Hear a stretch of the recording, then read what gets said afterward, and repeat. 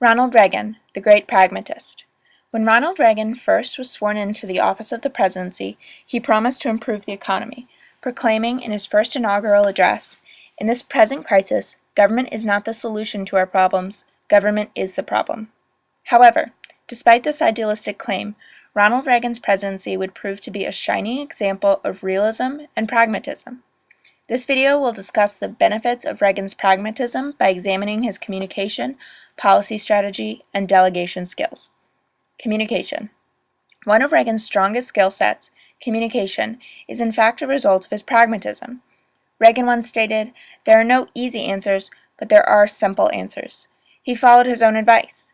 Instead of using overly complex language to converse with the public, he focused pragmatically on what type of communication would best reach and affect the public. He used simple statements to convey a message.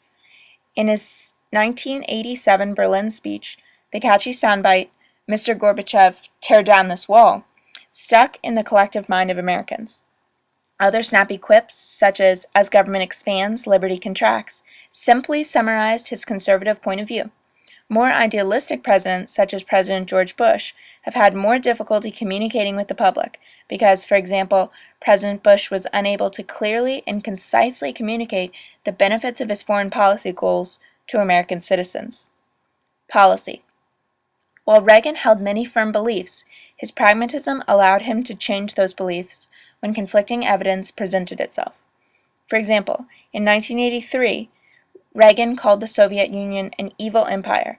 That year, Reagan instigated several aggressive anti-Soviet actions, including starting the Star Wars Strategic Defense Initiative to defend against nuclear missiles, and instigated aggressive tactics against the Soviets. However, when British spies uncovered information that the Soviets were just as frightened as Americans and were not planning aggressive attacks, Reagan was forced to reevaluate his original stance. With this new information, as well as Soviet change of leadership to Chairman Gorbachev, Reagan adopted a less aggressive stance. Reagan stopped referring to the Soviets as an evil empire and kick-started negotiations with the Soviet Union to decrease the nuclear arsenal of both countries. Reagan always stated that his first priority was national defense, but he realized when concessions were advantageous for America and his own image. For example, in 1986, he signed a treaty with Gorbachev to halt the development of space strike weapons. This was a sly move for both powers. Neither had any space-based weapons or the intent to develop space missiles.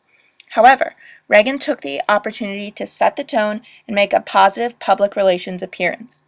In 1987, he signed the INF Treaty to reduce nuclear missiles with Chairman Gorbachev, effectively reversing his previous stance. Mr. Gorbachev himself, Reagan's rival during the Cold War, recognized Reagan's skills, stating he was, quote, "instrumental in bringing about the end of the Cold War," unquote. Reagan did not let staunch beliefs interfere with good policy, and the example of U.S.-Russia relations shows that Reagan's pragmatism gave him flexibility to make informed and advantageous policy decisions. Instead of letting his firm conservative beliefs obstruct policymaking, he reasonably used compromise to pass legislation he wanted. For example, in 1981, he reduced income tax rates, but then compromised in 1982 to make up for those cuts with other tax hikes. While Reagan disagreed with raising taxes, he recognized that to pass his legislation, he could not be uncompromising.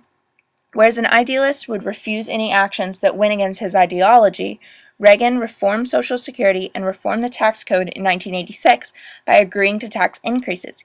He recognized that small sacrifices were necessary for his larger goals of implementing supply-side Reaganomics and increasing funding for the military, so he appeased Congress by passing small tax increases.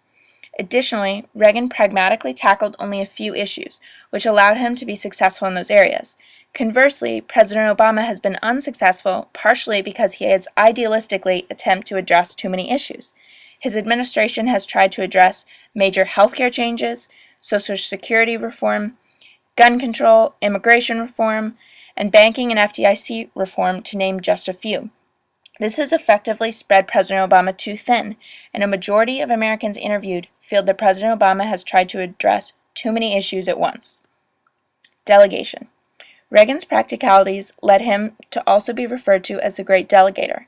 Whereas idealistic presidents such as Nixon tried to control everyone and every issue, Nixon was famously paranoid and suspicious, Reagan realistically realized that he could not control every task. He famously stated about his presidential strategy, "Surround yourself with great people, delegate authority, get out of the way." For example, his economic aides included the pragmatic Richard Whirlin, who was dedicated to tax cuts because he knew that blue-collar workers were an important part of the GOP. Reagan and his advisors' strategy of targeting Americans' pocketbooks was a renegade tactic. Most Republican campaigns at the time targeted social issues instead. Thus, Reagan's ability to delegate tasks to other pragmatists led to his success in many ways. Despite major issues with his administration, namely the Iran-Contra affair, Reagan remains a president that Americans consistently vote for as one of the nation's best. Reagan and his ability to achieve real change have captured the American imagination, and his 100th birthday inspired celebrations throughout the country. He held strong conservative views, but avoided becoming an ideologue by staying realistic and open to compromise. Future presidents will doubtlessly look to his example, aiming to balance firm political beliefs with the pragmatism which is necessary to enact real change.